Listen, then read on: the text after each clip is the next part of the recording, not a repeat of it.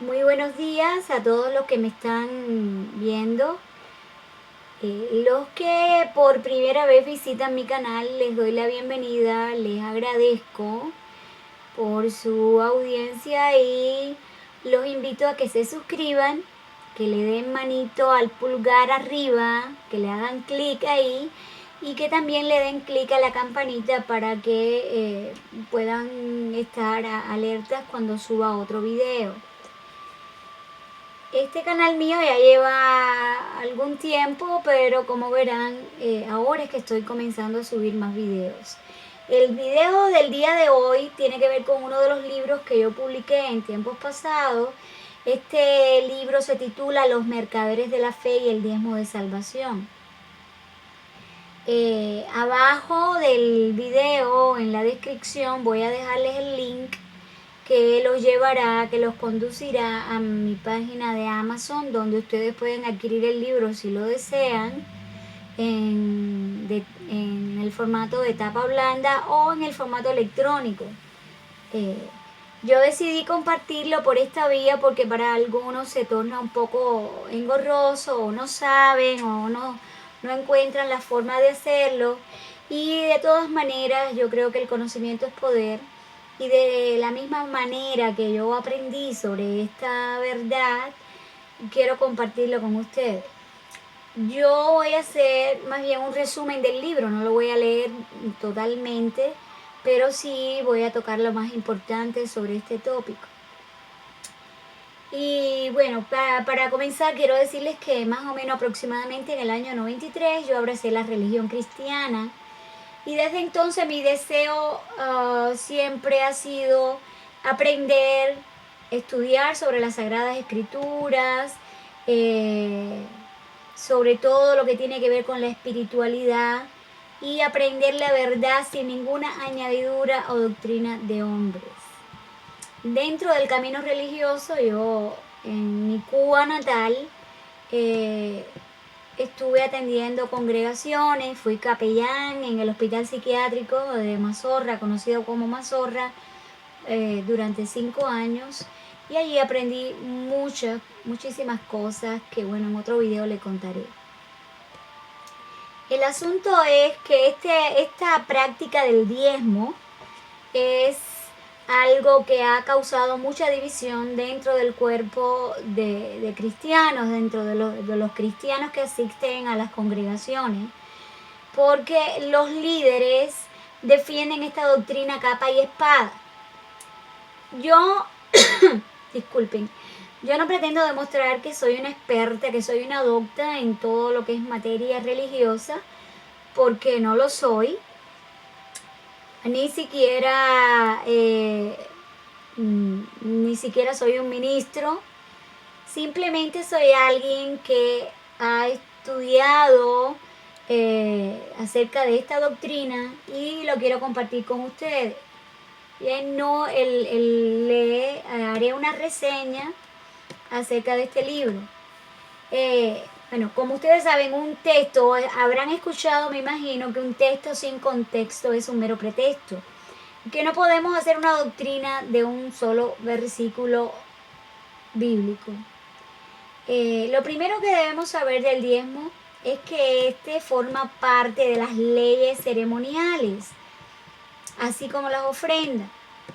Y que a este punto ya todos estamos de acuerdo, debemos estar de acuerdo en que las leyes ceremoniales han sido cumplidas y abolidas, según la doctrina cristiana.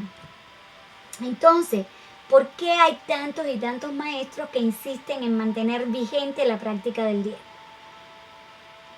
Lo primero que vamos a ver aquí, ¿qué cosa es el diezmo? Pues bueno, según la enciclopedia libre, Wikipedia, diezmo proviene del latín décimos, que es la décima parte.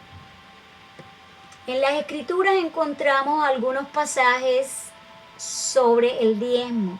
Yo hice una compilación de estos pasajes y les voy a estar citando algunos.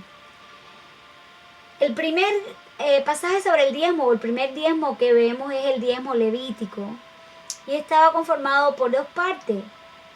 este diezmo era íntegro para los levitas, que como deben saber la mayoría de los que están involucrados en la vida religiosa o en el cristianismo, ellos no tenían heredad, pues servían a los sacerdotes en el templo. Luego los levitas debían dar la 10ª parte de los diezmos a los sacerdotes. Este pasaje esto lo pueden encontrar en el libro de Números, en el capítulo 18, del 21 al 24. El segundo diezmo que encontramos es el diezmo de fiestas, y consistía en la celebración del pueblo israelita en los lugares escogidos por Dios para ofrecer holocaustos y adoración a Él. Este pasaje es el de Deuteronomio 12. Allí ustedes podrán verlo, en Deuteronomio 12, del 1 al 15. El tercer diezmo es el diezmo de los pobres. Este diezmo consistía en que cada 3 años, escuche bien, en ese tercer año, el diezmo de ese tercer año sería destinado para alimentar a las clases más vulnerables, las viudas, los huérfanos, los extranjeros, los esclavos, los levitas. Este diezmo, el pasaje donde se hace alusión a este diezmo, lo pueden encontrar en Deuteronomio 14, del 28 al 29. Allí explica bien en qué consistía este diezmo. Este diezmo habla de lo ocurrido después que tuvieron rey y cuáles eran las exigencias que debían ellos cumplir por haber pedido un rey. Luego está Primera de Samuel 8, del 15 al 17, que habla un poco más de estos diezmos. Encontramos otro diezmo llamado el diezmo de los diezmos, que es el diezmo que los levitas debían diezmar. Es el 10% de los diezmos recibidos. Ellos debían diezmarlo a los sacerdotes. Algo que deben ustedes aprender o saber o quizás recordar es que los sacerdotes no diezmaban. En Números, en el capítulo 18, versículo 25 al 28, se habla de este diezmo, del diezmo de los diezmos. Ahora, después de nombrarle los diezmos que podemos encontrar en las Escrituras, yo les voy a hacer una pregunta. Si cada 6 años se descansaba de toda obra y no se recogían los diezmos, ¿qué sucede con este aspecto en las congregaciones que defienden el cumplimiento de la ley de los diezmos? Hoy en día existe una opinión dividida respecto a este tema, y es que algunos piensan que se deben pagar los diezmos de acuerdo al pacto abrahámico. Los otros piensan que debe ser un acuerdo a la ley mosaica. De todas formas, lo que hoy en día se hace no tiene nada que ver con ninguna de las dos maneras de recoger los diezmos. Yo les voy a citar algunos pasajes que son citados usualmente para validar el diezmo en nuestros días. Uno de esos pasajes es el pasado de Génesis 14, donde Melquisedec bendice a Abraham. En este pasaje, que es del 17 al 24, vemos cómo Abraham le entrega los diezmos, le entrega del botín de guerra. Abraham en esta oportunidad diezmó todo lo que obtuvo como botín de guerra, todo. Él entregó a Melquisedec los diezmos de todo el despojo de la guerra contra Kedorlaomer y los reyes que lo acompañaban, y no se quedó ni siquiera con un hilo, tal y como dice la Escritura. ¿Acaso se aplica este ejemplo en nuestros días? No lo creo. No he escuchado, y si alguien lo ha escuchado que me deje saber, de algo así en nuestros días, de alguien que vaya a la guerra y que la 10ª parte se la donen a X persona o X pastor. En la Biblia no se encuentra ningún otro pasaje donde Abraham haya vuelto a dar los diezmos a Melquisedec. Aquí vemos que él dio todo y no el 10%. Lo que Abraham diezmó no provenía de sus riquezas personales, que eran muchas, incluso mucho antes de diezmar. Quiere decir que la riqueza de Abraham no tenía nada que ver con los diezmos. Y lo que él ofrendó, lo que él diezmó, era producto de un botín de guerra. Antes de proseguir con el caso de Abraham, veamos otro pasaje donde se hace alusión al diezmo. Es en Génesis 28 y tiene que ver con Jacob. Es de Génesis 28 del 18 al 22. En este pasaje, como usted podrá ver, se nos revela que el diezmo prometido por Jacob a Jehová fue condicionado a un beneficio que él esperaba de parte de Dios. Aunque yo particularmente creo que finalmente Jacob recibió todo lo que esperaba recibir, la palabra no hace alusión a ello. Tampoco dice cómo, cuándo y dónde Jacob cumplió su promesa. Aparte de este pasaje, nunca más se habla acerca de Jacob y la práctica del diezmo. Las leyes ceremoniales fueron dadas en el monte Sinaí a Moisés mucho después de que Abraham diezmara o que Jacob hiciera su promesa de diezmo a Dios. Antes de que estas leyes fueran dadas al pueblo de Dios, ya ellos las practicaban. Recordemos que los hombres ya buscaban el rostro de Dios desde mucho antes y le conocían. Génesis capítulo 4, versículo 26, nos habla de esto, de cómo que ya en ese tiempo los hombres comenzaban a invocar a Dios. En Génesis 8:20 también se habla de que Noé fabricó un altar y hizo una ofrenda. Esto quiere decir que aunque las leyes ceremoniales aún no se habían escrito, ya existían en el corazón de los hombres que buscaban a Dios. Estas leyes eran enseñadas por los padres a sus hijos de generación en generación. Existen varios pasajes que hablan de ofrendas, sacrificios y holocaustos a Dios, pero del diezmo solo tenemos dos. En uno de ellos se diezman los despojos de guerra y en el otro no queda claro si se cumplió o no se cumplió. En los siguientes pasajes es donde se habla por primera vez del diezmo ya como ley.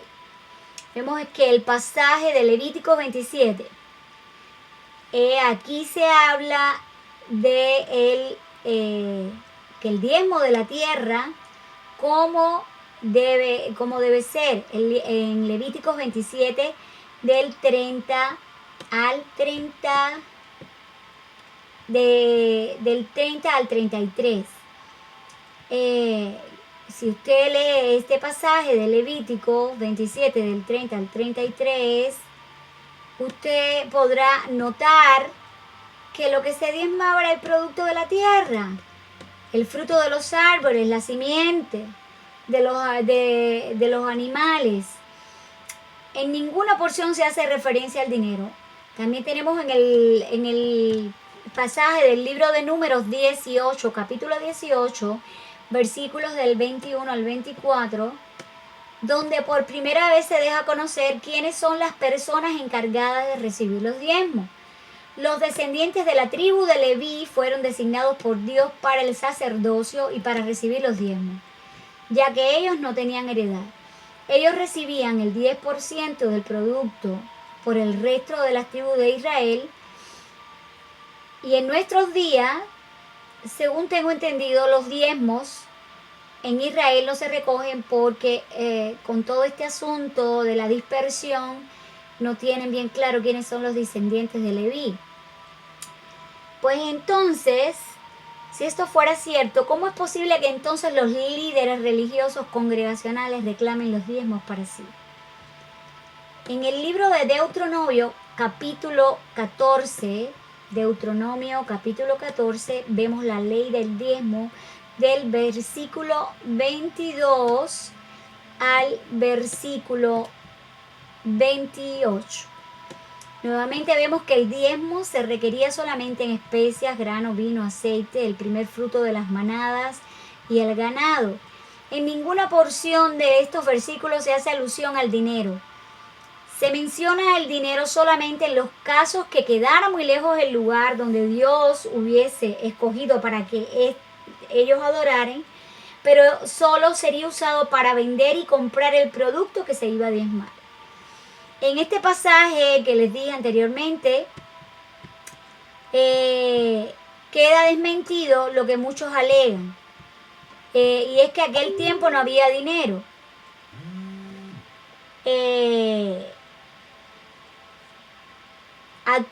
Según algunos, en aquel tiempo no había dinero. Para Dios era de suma importancia que las personas desvalidas pudieran recibir una alimentación apropiada. Y esta era la encomienda que le había dado a los levitas, de que alimentaran a las viudas, a los extranjeros. Es decir, que en este tiempo el dinero ya existía. Y cuando se hacía necesario, el pueblo daba ofrenda voluntaria a Dios. De este ejemplo de ofrenda voluntaria tenemos en el libro de Éxodo, el capítulo 25, del 1 al 9. Tenemos Éxodo 36, versículo 3. Y Deuteronomio 26, del 1 al 10. En esta porción se hace una explicación de cómo debería procederse en cuanto al diezmo. Según la escritura, cada uno de los israelitas debían presentarse delante del sacerdote con su canasta, con las primicias de todos los frutos, y una vez allí hacer una remembranza de la manera poderosa en que Dios los sacó de Egipto y los trajo a la tierra que fluye leche y miel. Recordemos que estos productos estaban destinados para los levitas y su familia. Como podemos ver, nada de esto corresponde a lo que hoy estamos viendo en las congregaciones. Así continúa Deuteronomio 26 en el versículo 11 hasta el versículo 14, que encontramos que nunca se hace referencia en los días de hoy. El diezmo era destinado para alimentar a los levitas y sus familias, también las viudas, los huérfanos y los extranjeros. ¿Acaso este es el uso que se le da a los diezmos que hoy se recogen en las congregaciones cristianas? En Segunda de Crónicas encontramos en el capítulo, en el libro de Crónicas, dice, en el versículo 5, dice, cuando este edicto fue divulgado, los hijos de Israel dieron muchísimas primicias de grano, vino, aceite, y asimismo trajeron en abundancia los diezmos de todas las cosas. Nuevamente vemos que el fruto de la tierra, grano, vino, aceite y miel, era lo que se diezmaba.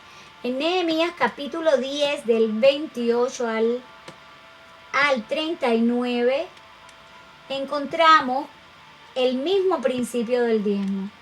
Notemos que además el pueblo agregó a esta ley del diezmo apartar la tercera parte de un ciclo para contribuir a la obra de Dios.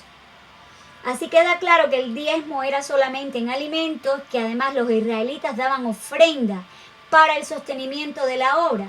Así que esta mentira de que se recoge para el sostenimiento de la obra es un embuste, es una trampa, se llama fraude. Y el fraude es pecado porque es robarle a Dios. Malaquías 3 es el versículo, es la porción bíblica que más usan estos mercaderes de la fe, que es como yo les he llamado. En este, que es el pago de los diezmos, es un versículo en el que Jehová está enojado porque se habían olvidado de traer los diezmos. Este pasaje es el que más usan estos líderes religiosos para preservar la práctica del diezmo. Pero queda claro que el diezmo pertenece a las leyes ceremoniales y que estas fueron abolidas al morir Jesús en la cruz porque Él las cumplió. Aquí Dios se está refiriendo al pueblo o nación de Israel. El apóstol Pablo, refiriéndose al sacrificio hecho por Jesús en la cruz, expresó: aboliendo en su carne las enemistades, la ley de los mandamientos expresados en ordenanza. En este pasaje el apóstol evidentemente se estaba refiriendo al cumplimiento y finalización de las leyes ceremoniales, el continuo sacrificio, las ofrendas quemadas, las leyes humanitarias, sanitarias, civiles, etc., incluyendo el diezmo. Otro pasaje que habla de los diezmos y que lo usan mucho es el pasaje de Mateo 23, que dice: ay de vosotros, escribas y fariseos, hipócritas, porque diezmáis la menta y el eneldo y el comino, y dejáis lo más importante de la ley, la justicia, la misericordia y la fe. Esto era necesario hacer sin dejar de hacer aquello. Guías ciegos que coláis el mosquito y tragáis el camello. Al leer este pasaje, los defensores del diezmo dejan por sentado que Jesús estaba defendiendo el diezmo. Veamos que el tema que se está tratando no es el diezmo, sino que los fariseos, que eran unos diezmadores estrictos, se habían olvidado de lo más importante de la ley, la justicia, la misericordia y la paz. ¿No les resulta a ustedes curioso que aquí no se hable de dinero? Otro pasaje que es muy usado es el pasaje de Hebreos 7, que donde habla de que Melquisedec, rey de Salem, salió a bendecir a Abraham. Léanlo ustedes, Hebreos 7, porque del 1 al 10, del 1 al 17. Pueden leerlo del 1 al 18. Este pasaje es otro que hace alusión al diezmo. Aquí vemos que no se trata del diezmo. No, el tema central de este pasaje no es el diezmo, sino el sacerdocio de Cristo, que era según la orden de Melquisedec. Bien, entonces, ¿por qué razón? El pasaje del que les estoy hablando es Hebreos 7, del 1. Hebreos 7, del 1 al 19. Ustedes léanlo en sus casas y analicen. Este pasaje no autoriza en nada a que los líderes congregacionales se acojan el derecho de recibir los diezmos de nadie. Notemos que Cristo era sacerdote según la orden de Melquisedec. Otro pasaje es 1 Corintios 9.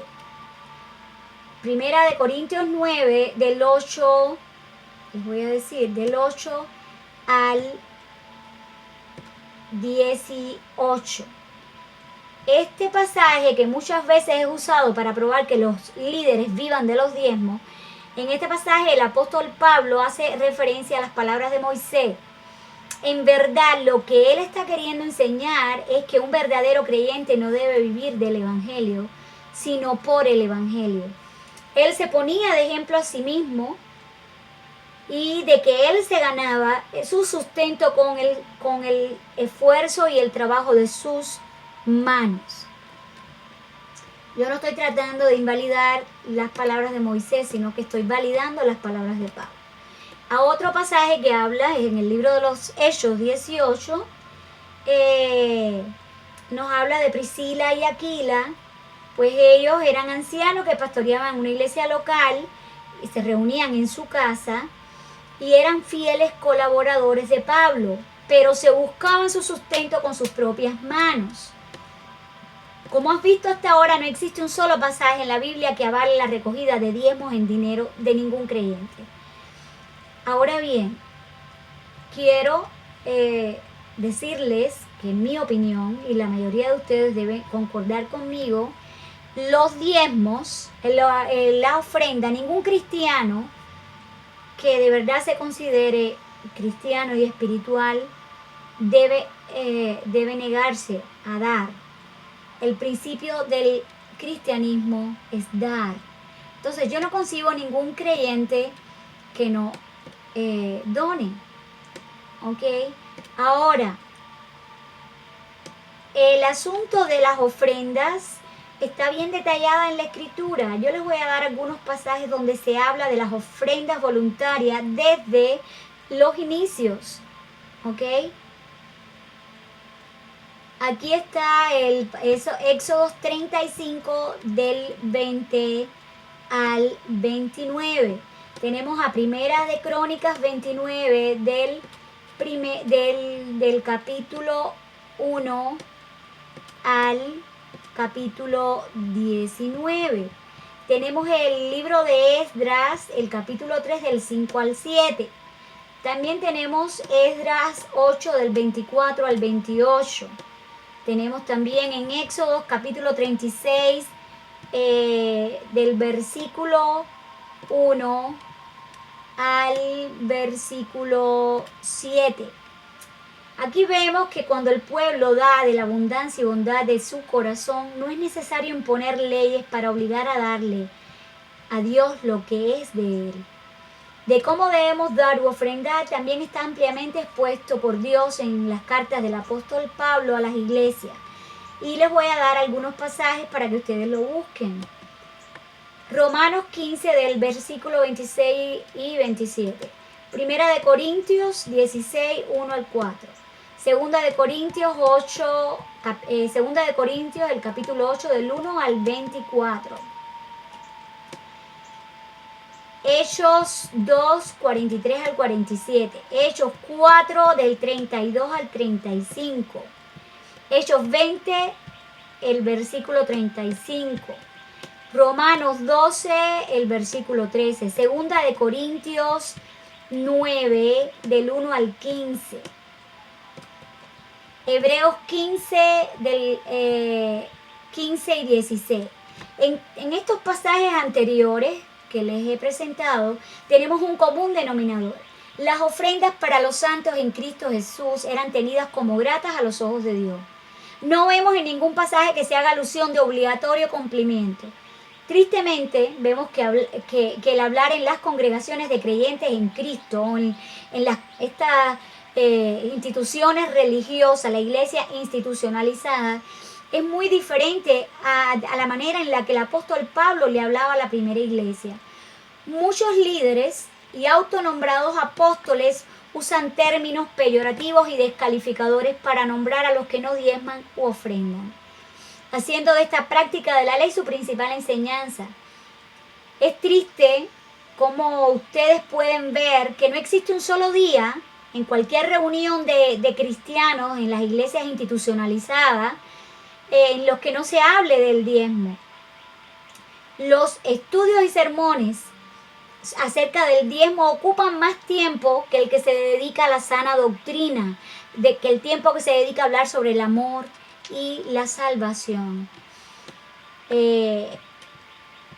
Otra vez les reitero que yo creo que el principio del cristianismo es ofrendar, y yo no consigo un buen cristiano que no ofrende, que no se dé a sí mismo en el beneficio de los demás. Ahora, las ofrendas que se recojan en la iglesia deben estar destinadas para ayudar a los necesitados, viudas, extranjeros, huérfanos, personas con capacidades diferentes. Entonces, para terminar, voy a hacerles esta cita que es Salmo 51 del 16 al 17. Porque no quieres sacrificio que yo lo daría, no quieres holocausto. Los sacrificios son el espíritu quebrantado. Al corazón contrito y humillado, no despreciarás tú, oh Dios. Dios se agrada más de un corazón contrito que de toda la fortuna de este mundo. Ahora que he compartido contigo esta enseñanza que yo aprendí,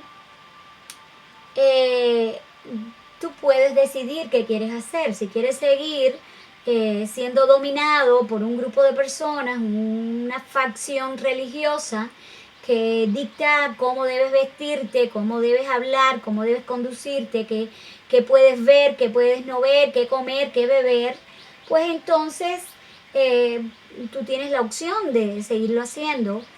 Pero Dios nos ha llamado a libertad. Y conoceréis la verdad y la verdad te hará libre.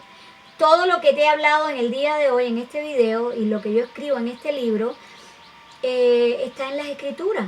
Yo no inventé nada. Nuevamente te invito a que te suscribas a mi canal, que le des clic a la manito arriba, que también le des clic a la campanita para cuando yo suba nuevos videos, y compártelos con todas las personas que tú creas que le pueda interesar este tipo de video. Nuevamente, muchas gracias, bendiciones, que el Dios de toda consolación esté en vuestras vidas. Yo decreto paz, salud, abundancia en cada uno de ustedes, en vuestras vidas y de la vida de los seres que aman. Estaré luego subiendo un nuevo video de un libro que escribí, que fue mi primer libro en el año 2012, que se titula Actividad Paranormal o Realidad Espiritual, y tiene que ver con la actividad de lo que llamamos demonios o espíritus malos o ánimas o como quieras llamarle, y también parte de mi experiencia. Así que, bueno, les invito a comentar qué les ha parecido, y hasta pronto, hasta un próximo video. Debajo de la descripción les voy a dejar el link para que puedan comprar el libro si así lo desean. Lo mismo en tapa blanda o en el formato digital. Un beso a todos, muchísimas gracias. Mi meta es llegar a los 1000 suscriptores. Cuento con ustedes.